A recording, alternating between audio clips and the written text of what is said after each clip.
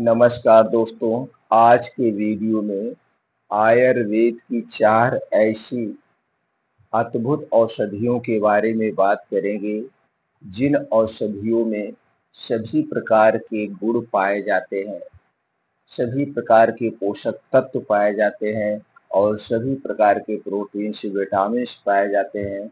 दोस्तों, अगर आप इन चारों औषधियों को एक में मिलाकर दूध के साथ सेवन करते हैं तो दोस्तों आपके शरीर में चाहे किसी भी प्रकार की आई हुई कमजोरी उसे दूर कर देगा। इसके साथ साथ आपके शरीर के स्टेमिना पावर को बढ़ाएगा, इम्यूनिटी बूस्ट कर देगा और दोस्तों आपके शरीर में, जोड़ों में, कमर में कमजोरी के कारण कहीं पे भी दर्द हो रहा है तो उस दर्द को खत्म कर देगा आयुर्वेद की ये 4 औषधियाँ।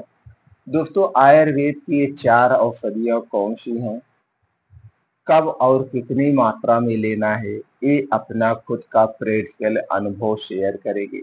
दोस्तों यह जो नुस्खा हम आप लोगों के सामने शेयर करेंगे, इस नुस्खे को हमने कई पेशेंटों के साथ शेयर किया और उन लोगों ने इसका उपयोग किया। उपयोग करने के बाद इसके फायदे उठा रहे हैं और उठाए भी हैं। वही प्रैक्टिकल अनुभव आप लोगों के साथ शेयर करेंगे। दोस्तों हमारे सभी वीडियोज में आयुर्वेद की सही जानकारी आपको प्राप्त होती है। कौन सी औषधि कब लेना है, कितनी मात्रा में लेना है, इसके क्या नुकसान है। मित्रों, अगर आप हमसे जुड़ना चाहते हैं, आयुर्वेद की सही जानकारी प्राप्त करना चाहते हैं, जैसे छोटी बड़ी बीमारी के बारे में जानना चाहते हैं, इन बीमारी को दूर कैसे किया जाए, इनका अस्थायी समाधान क्या है, तो दोस्तों चैनल को सब्सक्राइब कर लीजिए, बेल आइकॉन का बटन ऑन कर दीजिए, जिससे हर एक वीडियो की नोटिफिकेशन आपको मिलती रहे। हाँ मित्रों, अगर आप हमारी जानकारी से संतुष्ट होना तो वीडियो को लाइक करके कमेंट सेक्शन में ओके, थैंक्स, नमो बुद्धाय कुछ भी लिख कर आप हमें उत्साहित कर सकते हैं, हमें खुशियां दे सकते हैं। तो चलिए मित्रों, सबसे पहले थोड़ा सा प्रकाश डालते हैं, हमारे शरीर में कमजोरी क्यों आती है, कमजोरी आने के पीछे का कारण क्या है। दोस्तों जब हमारे शरीर को सही मात्रा में पोषक तत्व नहीं मिल पाता है तो उस कारण से हमारे शरीर में कमजोरी आती है। ये तो पहला कारण हो गया। दूसरा कारण हो गया दोस्तों, जो हमारे शरीर में वात पित्त कफ पाया जाता है। जब वात पित्त कफ में से कोई भी एक चीज डिसबैलेंस हो जाती है तो भी हमारे शरीर में कमजोरी आती है। तीसरा सबसे बड़ा जो कारण है, आज के समय में दोस्तों कोई भी सामान है, चाहे पैकेट बंद हो चाहे डिब्बा बंद हो, वो हमारे लिए सुरक्षित नहीं है। अगर हम इन चीज़ों का ज़्यादा मात्रा में सेवन करते हैं तो दोस्तों ये चीज़ें हमारे शरीर के वात पित्त कफ को बढ़ाती है और हमें बीमार बनाती है। तो दोस्तों हमें प्रयास करना चाहिए, बाहर की जितनी भी चीज़ें हैं हमें नहीं खाना चाहिए। हाँ, कभी-कभी हम दोस्तों स्वाद के लिए ले सकते हैं, लेकिन जिस दिन इन चीज़ों का सेवन करें, जो बाहर की चीज़ें हैं, उस दिन सेवन करने के बाद दोस्तों हमारे कुछ घर में ऐसी घरेलू चीज़ें होती है, उनसे अपने आंतों के लीवर को डिटॉक्स कर लेना चाहिए, साफ-सफाई कर देना चाहिए, लेकिन बाहर की चीज़ों को खाने से बचना चाहिए। अगला जो सबसे बड़ा कारण है हमारे शरीर का बीमार होने का, वो है हमारी लाइफ़स्टाइल, हमारी दिनचर्या। दोस्तों आज के समय में हमारी लाइफ़स्टाइल, हमारी दिनचर्या एकदम उलट-फेर हो गई है। ना तो खाने का समय है, ना तो जागने का समय है और ना तो दोस्तों हम कुछ ऐसा खाते हैं कि कौन-सी विपरीत वस्तुएँ हैं, हमें एक-दूसरे के साथ नहीं खाना चाहिए। ऐसे बहुत सारे कारण हैं, जिन कारण से फूड पॉइज़निंग भी होता है और फूड पॉइज़निंग से हमारे शरीर में कमज़ोरियाँ भी आ जाती हैं। तो दोस्तों इन सब चीज़ों पे हमें आपको ध्यान देना पड़ेगा। अगर स्वस्थ और निरोग रहना है तो दोस्तों कौन सी चीजें कब खाएं, कौन सी चीजें किसके साथ नहीं खानी चाहिए, दिनचर्या हमारी कैसे होनी चाहिए, ऋतुचर्या हमारी कैसे होनी चाहिए, इससे संबंधित इस चैनल पर बहुत सारी वीडियो पड़ी है। दोस्तों आप देख करके अपने ज्ञान को बढ़ा सकते हैं, उसे फॉलो कर सकते हैं। लेकिन दोस्तों अपने डेली रूटीन में एक बदलाव कर लीजिए। अगर यही एक छोटा सा बदलाव आप करते हैं तो आप हर एक बीमारी से दूर रहेंगे। वो है दोस्तों रात का खाना। रात का खाना हमारे शरीर को 50% बीमारी देता है और 50% बीमारी की तरफ ले जाता है। रात अगर हम देर रात को खाते हैं, आज जानते हैं सबके घरों में कितना बजे खाना खाया जाता है? 10 से 12 बजे के बीच में। कुछ घर ऐसे भी हैं, लोग आके बताते हैं दोस्तों, उनके घर में 12 से 1 बजे खाना खाया जाता है। दोस्तों ये खाना आप नहीं खा रहे हैं, ये आप अपने आप को बीमारी की तरफ ले जा रहे हैं। और दोस्तों अक्सर घरों में रात के समय में ही सारी चीजें बनती हैं, जितनी भी अच्छी चीजें बनती, चाहे वो पनीर हुआ, चाहे गोश्त मछली हुआ, पूरी सब्जी हुआ, गरिष्ठ भोजन हुआ। क्यों? क्योंकि सभी कहते हैं दोस्तों दिन पे हम भाग दौड़ में रहते हैं और शाम को आराम से खाना बैठ खाते हैं, यही सबसे गलत है। अगर आपको बीमारी से दूर रहना है, स्वस्थ और निरोग रहना है, तो दोस्तों खाना जो है आप दिन डूबने के दिन डूबने के 40 मिनट पहले खाने की आदत डाल लीजिए। और यह खाना कैसे होगा? एकदम हल्का सुपाच्य खाना होगा। और खाना कितना खाना है? आधे पेट खाना खाना है। सिर्फ हमें भूख मिटाना है।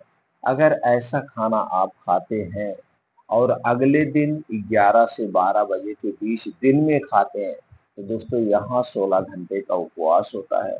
और जब हमारा शरीर उपवास के कंडीशन में होता है, तो शरीर का टेम्परेचर 2 से 3 डिग्री सेल्सियस माइनस हो जाता है, जिसके कारण हमारा शरीर अपने आप को बीमारियों से मुक्त रखने का प्रयास करता है। दूसरा फायदा क्या है? 16 घंटे की फास्टिंग होती है। और दोस्तों जब हमारा शरीर फास्टिंग पे होता है तो अपने आप की साफ सफाई करता है, जैसे आंतों की सफाई, किडनी की सफाई, लीवर की साफ सफाई हो जाती है, जिससे हम स्वस्थ और निरोग। अगर इतना चीजें आप कर रहे हैं तो दोस्तों जान लीजिए जितनी लाइफ स्टाइल बीमारियां हैं उन बीमारियों से आप बचे रहेंगे। और दोस्तों अपने शरीर की एक्टिविटी बढ़ाने के लिए डेली रूटीन में कम से कम 2 घंटे का समय निकालिए। इस सुबह का समय है 5 बजे से 7 बजे। अब इस 5 बजे से 7 बजे में क्या करना है? तेज गति से मॉर्निंग वॉक करना है। अनुलोम विलोम, कपालभाति, शीर्षासन, वज्रासन, दंड बैठक अपनी शारीरिक क्षमता के अनुसार कीजिए। और ये सारी चीजें बाहर कीजिए, खुले आसमान के नीचे, जिससे आपको सूर्य की रोशनी का भी स्पर्श हो और इसके फायदे भी मिल सके। और लास्ट में 15 से 20 मिनट मेडिटेशन करिए। दोस्तों लाइफ स्टाइल जितनी बीमारियां हैं इन बीमारियों से आप दूर रहेंगे।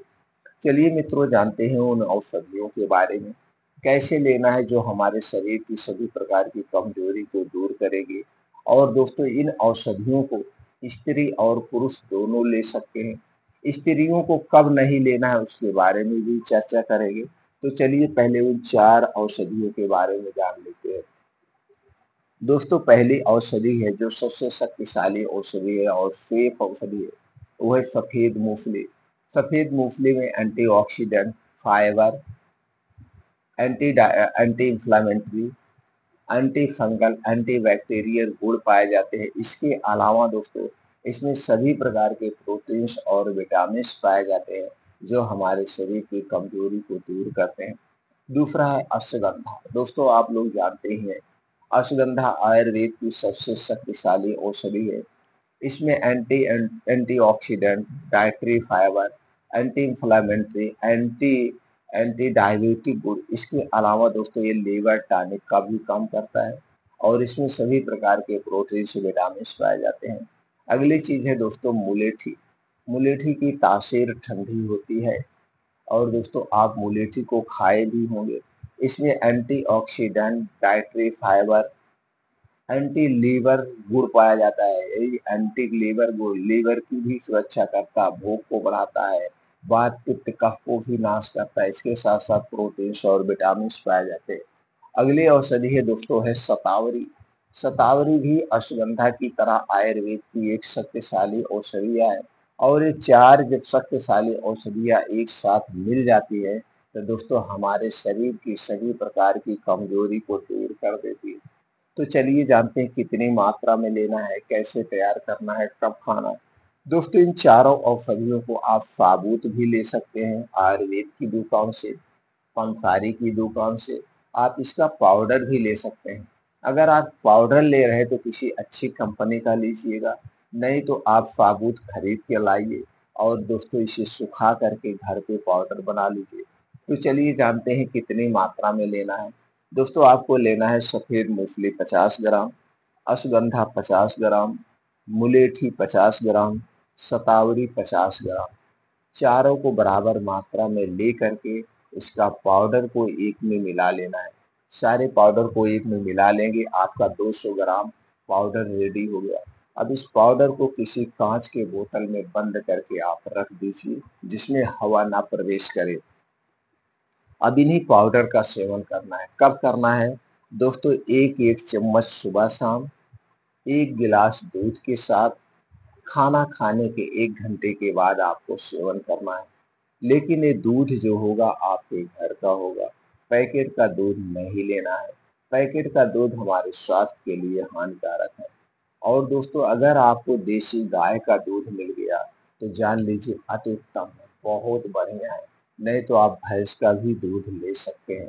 तो दोस्तों इसका प्रयोग करके आप अपने शरीर की सभी प्रकार की कमजोरी को दूर कर सकते हैं। अब इसके हम फायदे की अगर बात करें तो दोस्तों आपके शरीर की हड्डियां मांसपेशियों को मजबूत बनाता है, वात पित्त कफ को बैलेंस करके रखता है।